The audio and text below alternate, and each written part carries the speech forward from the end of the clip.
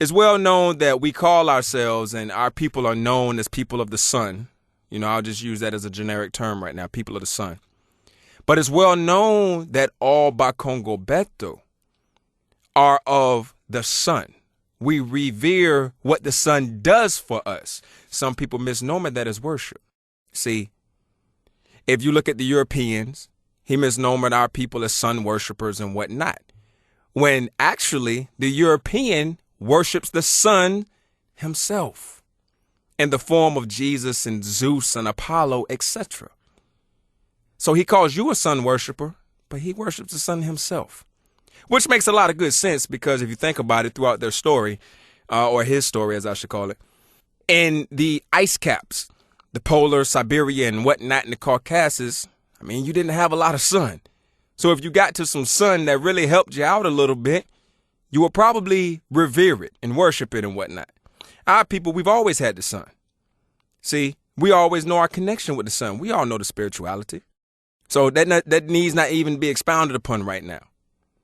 But what the European had to do was to make your understanding, overstanding, and understanding of the sun and what it does to you as far as living is concerned, as far as your survival is concerned. The European had to make that into a negative. So he said that you are a sun worshiper, you're primitive. You see, you're a nature worshiper and things like that. Like we're completely disconnected from nature. So the fact that this only image of a white person in a British show, a British production, it's only one white image and it's a white baby up in the sun, always smiling and googling and gaga and all that good stuff. See, what you have to understand is that this would make that baby, in essence, the sun god.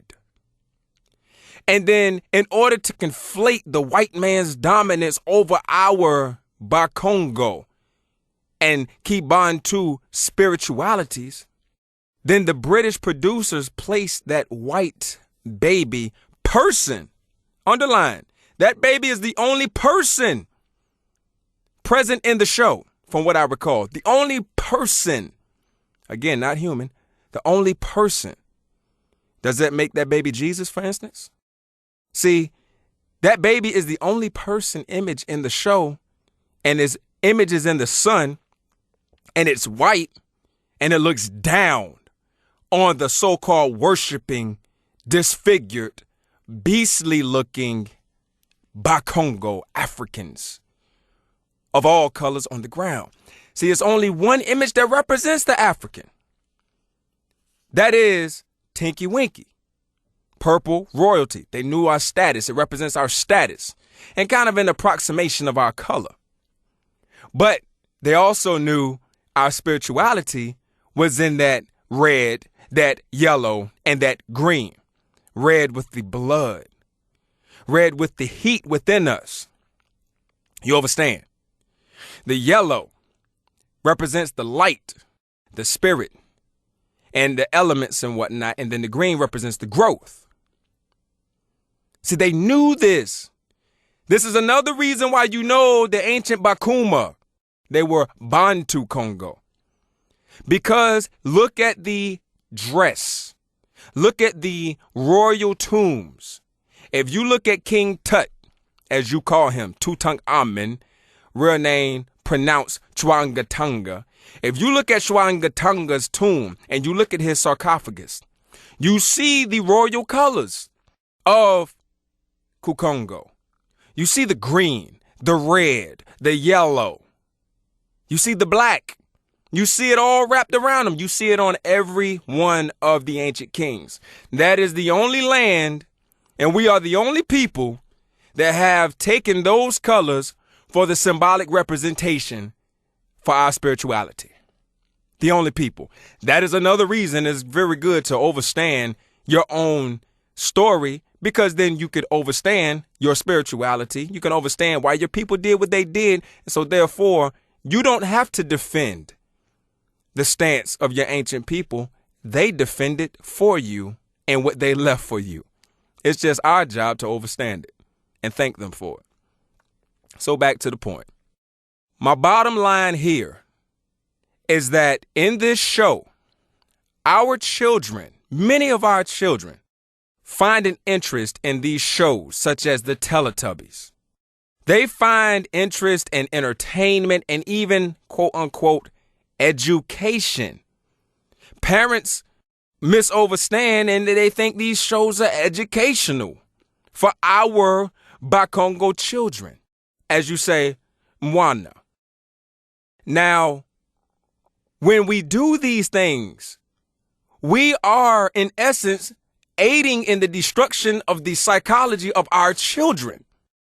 Because the children only relate to one person figure in that show that looks like a person, and that is that white baby up in the sun. So when they go outside, and the European is intelligent, the European is calculative, okay? Unemotional and calculative. You must understand.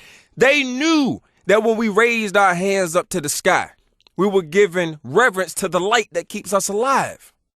That's not sun worship, that's logic. They knew that we raised our hands, as they say, the ka, to the sky, to welcome the risen sun. So what they did to make sure we destroyed the minds of our children, they put it in their TV production, British TV production, the very country, the very nation where Cecil Rhodes said that he wanted to make Britain the leader and the head of the world and make the world an English-speaking subject. And they honored him by making him a scholarship in his name at their most prominent university, Oxford, the Rhodes Scholarship. He went down to South Africa to get the diamond mines from the De Beers in South Africa on our Ba-Kongo blood. All of this was done for Britain. British colonies rule Africa, Kukongo. Do you understand? Our people still do not own their own land. And guess who owns this land here, other than the Jew? It's the British. So they understood that when we raised our hands up to the sky and we said, Ura, and we looked at Hari or Helu, when we looked at this, they took the word and made it hero, and then they called it a hero. Do you understand? See, when we looked at that light coming up, when we said Ora, the Portuguese took it and named it Ora for hour and named it Aora for now. See, they took all of our language. They knew what we were saying. They knew what we were talking about, but see, they had to take it and turn it around and make it a negative. So what they did was in their show, Teletubbies, with all the colored folk on the ground, not just colored folk, but the colored representations of the Ba-Kongo spirituality and people, they put a white baby, probably representing Jesus. I'm not going to say it is Jesus, but I can go safely bet because Jesus says that here's an anthropomorphization of the sun. So they put a white British baby in the sky, looking down upon all of the representations of the Ba-Kongo. Now we shall take that another step further. If you take notice, you don't have a clue what these Teletubbies are saying, do you? You really don't have a clue what the baby is saying. Really doesn't say much. Goo-goos and gagas and all that stuff. But what they're saying is, to them, you speak nothing. Your voice is not heard. See, the Teletubbies speak gibberish. This is why the Dutch, when they got to our land of the Zulu and the Xhosa, and our lands in the south of the Shishwana, when they got to our lands, they heard our people speaking with clicks. So they call these people Hottentots. And in the Dutch language, Hottentot means gibberish speakers. It means nonsense speaking. Do you understand? So that's why the Teletubbies in this show, You can't understand a word they're saying because they represent the Ba-Kongo people, the Ba-Kongo Beto, that the European didn't have a clue what they were saying. So they said they spoke gibberish.